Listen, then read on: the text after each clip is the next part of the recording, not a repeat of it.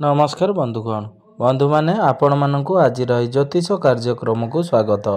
आज ज्योतिष कार्यक्रमटी कुंभ राशि व्यक्ति विशेष मानक पई बहुत गुरुत्वपूर्ण अटे, बहुत ही खास अटे। कारण कुंभ राशि व्यक्ति विशेष मानकर जीवन एही दोल पूर्णिमा तथा होली परठारु बदलिबाकू जाउअछि।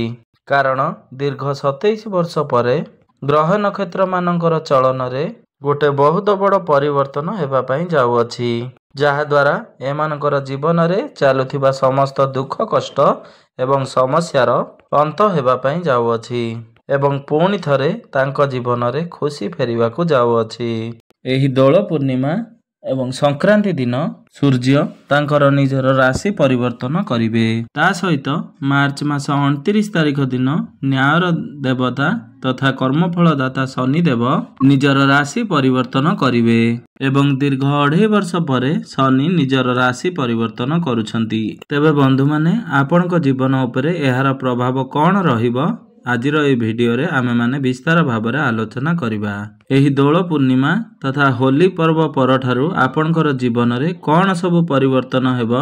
तेबे बंधु माने भिडियोटी को आगो को बढ़िबा पूर्वरु जदि आपण मानकर भी कुंभ राशि होई थाए तेबे भिडियोटी को स्किप न करी थरे मात्र शेष पर्यंत निश्चिंत देखंतु एवं भिडियो को गोटे लाइक करी चैनल टी को सब्सक्राइब कर दियंतु। आपण माने जदि सच्चा हृदय रे ईश्वर को भक्ति करुथांती विश्वास करुथांती तेबे भक्ति एवं श्रद्धार सहित कमेंट बॉक्स रे जय श्री कृष्ण अवश्य लिखि दियंतु। तेबे बंधु माने आसंतु आरंभ करिबा आजिर ही कार्यक्रम को, जहा कि जन्म राशि एवं चंद्र राशि उपरे संपूर्ण आधारित अटे। तेबे बंधु माने एबे आसंतु आरंभ करिबा एही दोल पूर्णिमा तथा होली पर्व परठारु आपणकर जीवन रे केउ सब बड़ परिवर्तन मान हेबाकू जाउअछि। ग्रह मानकर गोचर आपण मानकू केउ प्रकारर फल प्रदान करिबाकू जाउछंती। विशेष करी सूर्य एवं शनिकर राशि परिवर्तन आपणकर जीवन उपरे कौन प्रभाव पकाइबाकू जाउअछि। पूर्वरु आपणकर स्वास्थ्य खराब रहुतुला, धन जनित समस्या लागी रहुतुला, आपण ऋण नेइथिले ऋण सुझी पारु नथिले, ऋणर भार आपणक उपरे बढ़ी जाइथिला, गृह परिवार रे खुशीर वातावरण नथिला, आपणकर शिक्षा क्षेत्र रे समस्या देखा जाउथिला, आपणकर अजथारे खर्च होई जाउथिला, समाज रे आपणकर मान सम्मान पद प्रतिष्ठा नथिला, आपणकु चाकरी प्राप्ति होई पारु नथिला, आपण संतान संतति को नै चिंता रे रहुथिले, आपणकर व्यापार वाणिज्य रे लॉस हेउथिला, आपणकर प्रेम जीवन रे समस्या देखा जाउथिला। तेबे एही बळी जहा भी समस्या आपणक जीवन रे चालुथुला ताहा एबे दूर हेबा पई जाउअछि। आपणकर जीवन रे पुणी थरे खुशी फेरिबाकू जाउअछि।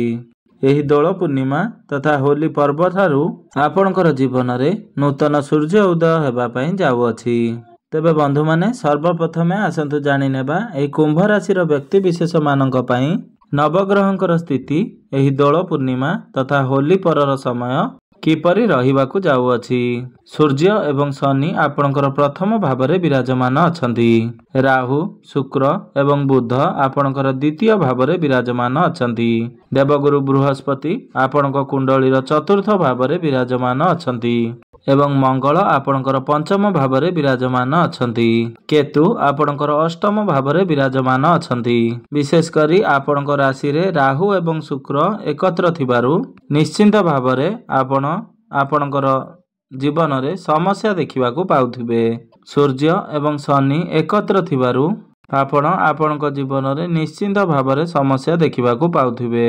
आपणकर स्वास्थ्य रे समस्या आसुथिबो, आपणकर मान सम्मान रे हानि घटुथिबो, आपण भविष्यत रे किछि करिबाकू चाहुथिबे किंतु किछि भी करि पारु नथिबे, आपणक मन भितरे बहुत प्रकार कन्फ्यूजन क्रिएट होइतिबो।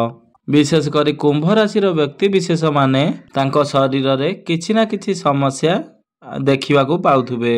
कारण प्रथम भावटी होई थाए स्वास्थ्यर भाव, आपणकर इम्यूनिटी सिस्टम रो भाव। सेथि पई सूर्य एवं शनि आपणकर प्रथम भावरे पिता पुत्र हेले मध्य परस्परंक मध्य रे शत्रुता रखिथांती, जहा फल रे आपणकर प्रथम भावरे खराब प्रभाव पकाई थांती। किंतु सबु परे आपणकर राशियाधिपति हेउचंती शनिदेव। जदि आपणक कुंडली रे शनिदेव उच्चस्थ थिबे ବା ସ୍ୱ ରାଶିରେ ବିରାଜମାନ ଥିବେ, ସେ ସେଠାରେ ଭଲ ସ୍ଥିତିରେ ଥିବେ ବା ମିତ୍ର ରାଶିରେ ବିରାଜମାନ ଥିବେ, ତେବେ ଆପଣଙ୍କୁ ଶନି ଉଚ୍ଚ ସଫଳତା ପ୍ରଦାନ କରିଥିବେ। ଯଦି ଆପଣଙ୍କ କୁଣ୍ଡଳୀରେ ଶନି ନିଚସ୍ଥ ଥିବେ ବା ଶତ୍ରୁ ରାଶିରେ ବିରାଜମାନ ଥିବେ ବା ଶନି ପୀଡ଼ିତ ଅବସ୍ଥାରେ ଥିବେ, ତେବେ ଆପଣ ନିଶ୍ଚିନ୍ତ ଭାବରେ କିଛି ନା କିଛି ସମସ୍ୟା ଦେଇ ଗତି କରିଥିବେ। ସର୍ବପ୍ରଥମେ ଆମେ ଦେଖିବା ଏହି ଦୋଳ ପୂର୍ଣ୍ଣିମା ତଥା ହୋଲି ପର୍ବଠାରୁ ଖାସ୍ କରି ଆପଣଙ୍କ ସ୍ୱାସ୍ଥ୍ୟର ସୁଧାର ଦେଖିବାକୁ ପାଇବେ। ଯଦି ଆପଣ କିଛି ସ୍ୱାସ୍ଥ୍ୟଗତ ସମସ୍ୟା ଦେଖୁଛନ୍ତି, ତାହା ଆପଣଙ୍କର ଧୀରେ ଧୀରେ ଲାଘବ ହେବ।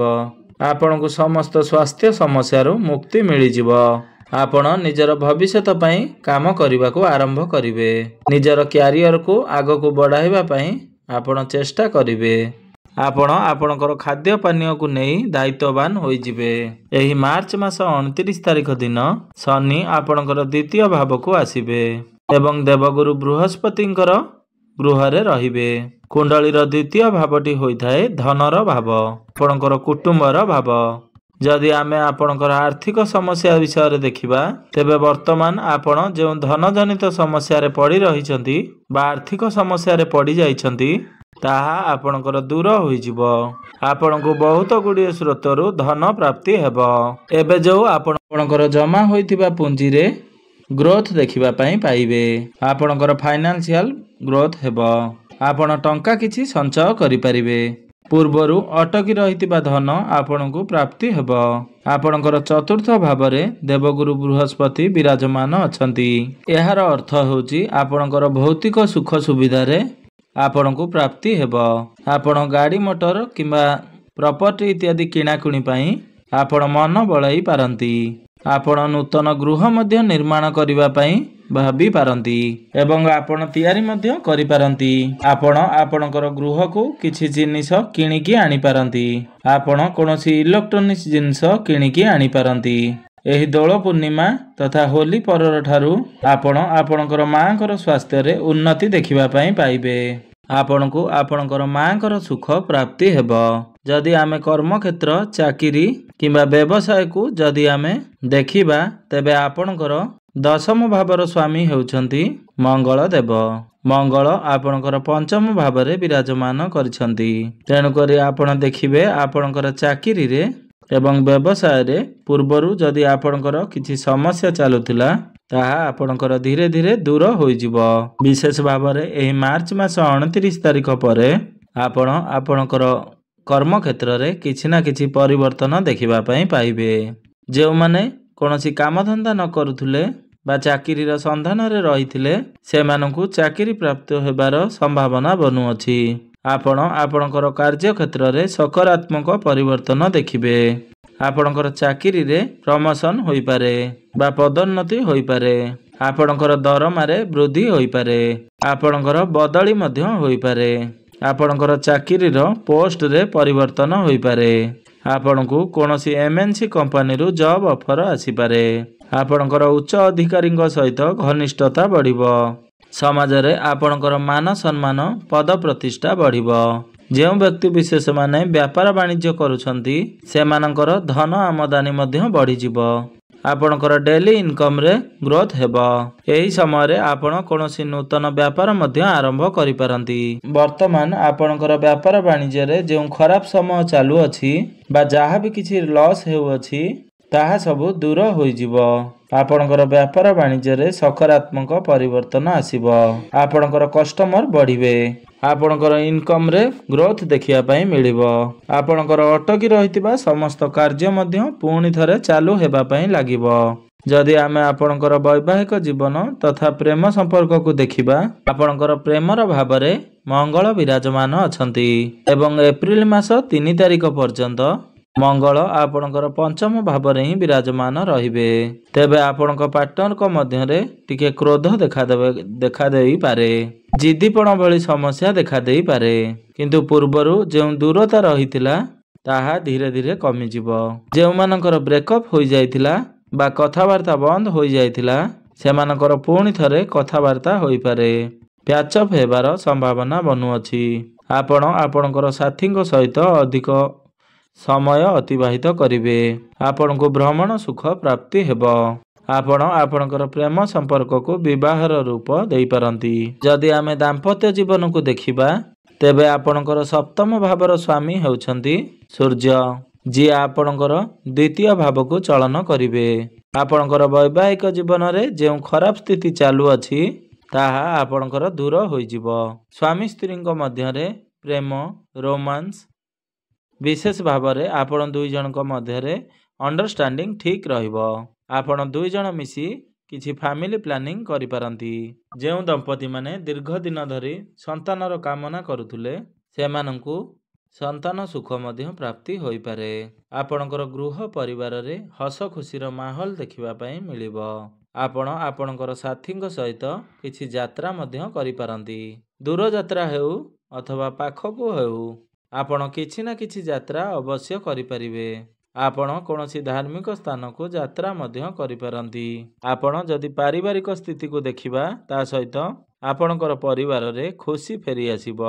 ଆପଣଙ୍କର ପାରିବାରିକ ସ୍ଥିତିରେ ଉନ୍ନତି ଦେଖିବା ପାଇଁ ମିଳିବ। ଆପଣଙ୍କର ଶିକ୍ଷା କ୍ଷେତ୍ରରେ ଉନ୍ନତି ଦେଖିବା ପାଇଁ ମିଳିବ। ଯେଉଁମାନେ କମ୍ପିଟେଟିଭ୍ ଏକ୍ଜାମ ଦେଉଛନ୍ତି ବା କୌଣସି ଏକ୍ଜାମ ଦେଉଛନ୍ତି ସେମାନଙ୍କ ପାଇଁ ସଫଳତା ଅବଶ୍ୟ ପ୍ରାପ୍ତି ହେବ। ଆପଣ ହାୟର ଏଜୁକେସନ୍ କରିବା ପାଇଁ ବିଦେଶକୁ ଯାଇପାରନ୍ତି। ଆପଣ କୌଣସି ନୂତନ ସ୍ଥାନରେ ଆଡମିସନ୍ ନେଇପାରନ୍ତି। ବିଶେଷ କରି ଯଦି ଆପଣ ଏପ୍ରିଲ ମାସ 3 ତାରିଖ ପୂର୍ବରୁ ଆପଣ କୌଣସି ଏକ୍ଜାମ ଦେଉଛନ୍ତି ତେବେ ସେଥିରେ ଆପଣ ନିଶ୍ଚିନ୍ତ ଭାବରେ ଉତ୍ତୀର୍ଣ୍ଣ କରିବେ। ଆପଣଙ୍କୁ ସଫଳତା ନିଶ୍ଚିନ୍ତ ଭାବରେ ପ୍ରାପ୍ତି ହେବ। ତ ମୋଟାମୋଟି ଦେଖିବାକୁ ଗଲେ ଏହି ଦୋଳ ପୂର୍ଣ୍ଣିମା ତଥା ହୋଲି ପର୍ବ ପରଠାରୁ ଆପଣ ସମସ୍ତ କ୍ଷେତ୍ରରେ ଉନ୍ନତି କରିବା ପାଇଁ ଯାଉଛନ୍ତି। ଖାସ କରି ସ୍ୱାସ୍ଥ୍ୟରେ, ଆପଣଙ୍କର ପ୍ରେମ ଜୀବନରେ, କ୍ୟାରିୟରରେ ଏବଂ ବ୍ୟାପାର ବାଣିଜ୍ୟ କ୍ଷେତ୍ରରେ ଆପଣ ସମସ୍ତ କ୍ଷେତ୍ରରେ ଉନ୍ନତି କରିବାକୁ ଯାଉଛନ୍ତି। ଆପଣ ଅଧିକ ଶୁଭ ଫଳ ପାଇବା ପାଇଁ ଆପଣ ପ୍ରତ୍ୟେକ ଦିନ ସୂର୍ଯ୍ୟଙ୍କୁ ଜଳାର୍ଘ୍ୟ ଅର୍ପଣ କରନ୍ତୁ ଏବଂ ହନୁମାନ ଚାଳିଶାର ପାଠ ଅବଶ୍ୟ କରନ୍ତୁ। ଏବଂ ଶନିବାର ଦିନ ଆପଣ ଶନିଙ୍କର ମନ୍ଦିରକୁ ଯାଇ ସୋରିଷ ତେଲର ଦୀପଟିଏ ଜାଳନ୍ତୁ। ଆପଣଙ୍କୁ ଶୁଭ ଫଳ ପ୍ରାପ୍ତି ହେବ। ଆପଣ ପାରା ଏବଂ କୁକୁରକୁ କିଛି ଦାନା ଖାଇବା ପାଇଁ ଦିଅନ୍ତୁ। ଆପଣଙ୍କୁ ଶୁଭ ଫଳ ପ୍ରାପ୍ତି ହେବା ସହିତ ଆପଣଙ୍କର ଭାଗ୍ୟରେ ଉନ୍ନତି ଆସିବ। ତେବେ ବନ୍ଧୁମାନେ, ଆପଣଙ୍କର ଜୀବନ ମଙ୍ଗଳମୟ ହେଉ, ଏହା ହିଁ ଈଶ୍ୱରଙ୍କ ନିକଟରେ ମୋର ଏତିକି କାମନା। ଧନ୍ୟବାଦ।